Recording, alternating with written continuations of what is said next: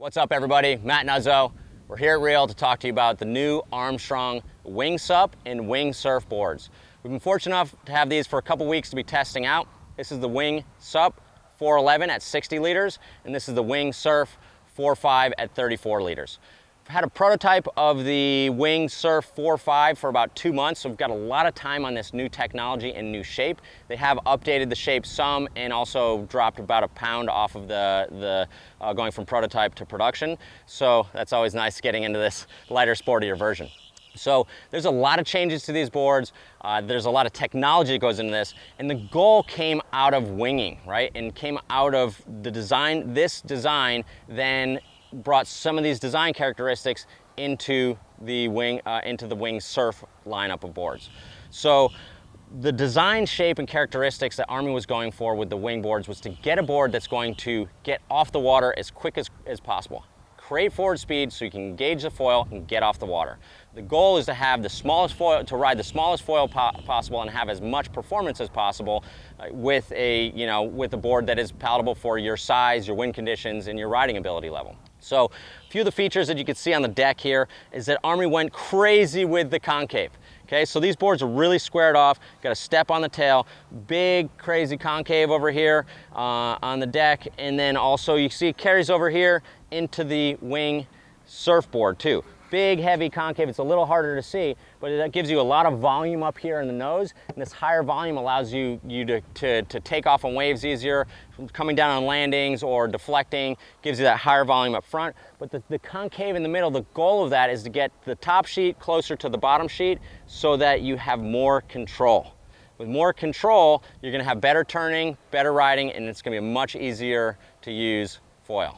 You'll see here on the wing SUP board, he also has this new EVA deck pad. This new EVA deck pad has memory foam and EVA. He's made his own foam for his deck pads. So this is soft, but pretty thin and gives you tons of control. It also is really grippy, but it doesn't just chafe you like a lot of the deck pads we've seen. A lot of people coming out with knee and foot chafe just like totally blown up after their first few sessions until they learn to stand upright. And this is gonna really help alleviate some of that.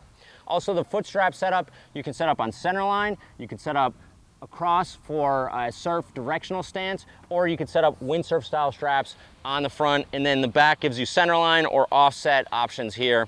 They do come complete with the carbon tail patch, and also comes complete with a board bag. Both boards are coming with a board bag.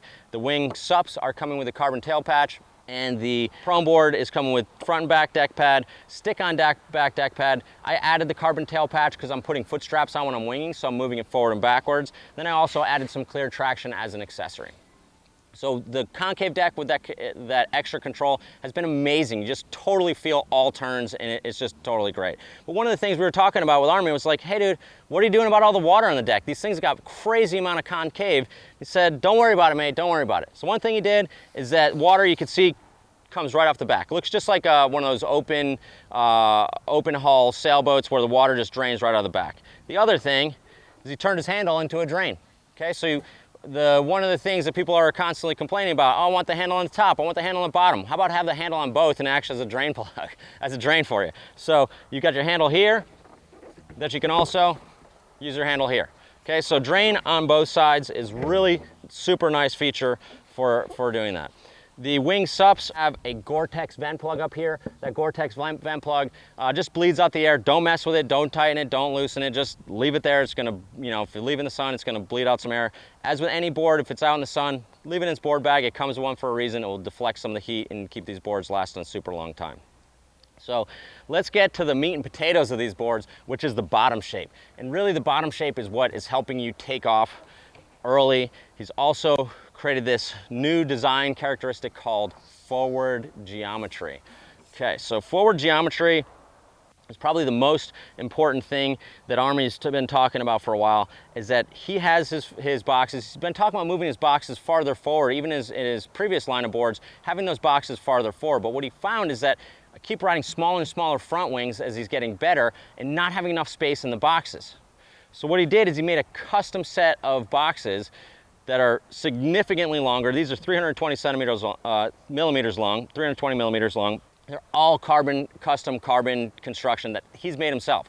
So he has dual carbon stringer in these boards with dual carbon boxes that are fused to those stringers. So it's just ultra strong. You're not gonna break one of these boxes. So these boxes are farther forward and they also are significantly stronger and longer. Okay, so on this board here, I have the wing SUP rigged at 4.5 and it goes up to 15. So, if, some point if I'm riding a really small front wing or something like that, I can move it a lot farther forward and gain that control. The forward geometry is going to get you on foil earlier. It's going to get you more control and you're going to have more control and speed.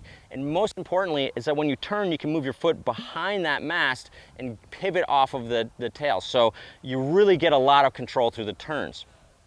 Also, having that mast farther forward, you only feel the board that's in front of the mast. Okay, so if you want to have your board feel smaller and turn better, move the mast farther forward and you're going to have less swing weight for pumping and for turning. So that's really effective on both boards. And you can see here, on my previous boards, I had my mast all the way forward, right? On this, I've got it at 6 on my, or 5.5 on my prone board. And that's crazy, just like how much room I've got to go and play with. That'll probably be the biggest issue that people have with these boards is there's so much real estate on these tracks that you have to take your time and really adjust. Because half a centimeter is going to make a big adjustment on a foil. I tell people adjust your foil a centimeter to a half a centimeter at a time to get the right spot for you. These things are just, it's exceptional with how much room they have to move them around. So I see that as being a little bit of an issue for people. Once you dial in the forward geometry, you're going to be completely stoked. The other big change that we see here is the tail shape, right? So most boards have a big chine here, big steps, like all sorts of weird, crazy stuff off the tail. And this one is just really flat and smooth off of the tail. This flat and smooth exit allows for a really clean water release. And again, Army talked to a lot of the boat designers and the guys from America's Cup that are designing these things, sailing them, making them work. And he's like, hey, what do you think of this design shape? And they're like, absolutely. He's like, this creates way less drag. So I found that this board at 60 liters, I get on foil significantly earlier and faster than my other board my previous board at 80 liters of the previous 5.5, which is just crazy to see how the technology has allowed that to happen. Also, you see up in the nose, you've got a more squared off nose, which gives you stability, double concave with a lot of scoop in the nose on the wingboard. So this really heavy rocker in the nose just bounces and deflects right off the water. It's crazy. Like I'm riding this board strapless mostly, come flying down a swell and get to the bottom and stick the nose. The nose just taps and just glances right off. Same thing when I'm taking off, just goes and just really takes off super easy. The wing surfboard, I'm winging on this in about 5 miles an hour less breeze than I used to. It used to be 20 plus to be riding this, and now I can ride it almost 15 miles an hour. I can get up on this board, which I was not able to do. I tried them back to back. I was like, this board I'm getting going 5 miles an hour less wind than the previous version, which is totally crazy. Also catching waves with that flat tail, we've got a lot more glide, and then it has a much bigger, wider tail that just gets pushed right into a wave. So I found this technology, forward geometry with the flat tail, it just ties into each other to having a really, really efficient board. Finally, Armstrong's boards are using the premium level construction. He's using the highest end materials. He's got the dual carbon stringers for strength, highest end carbon construction.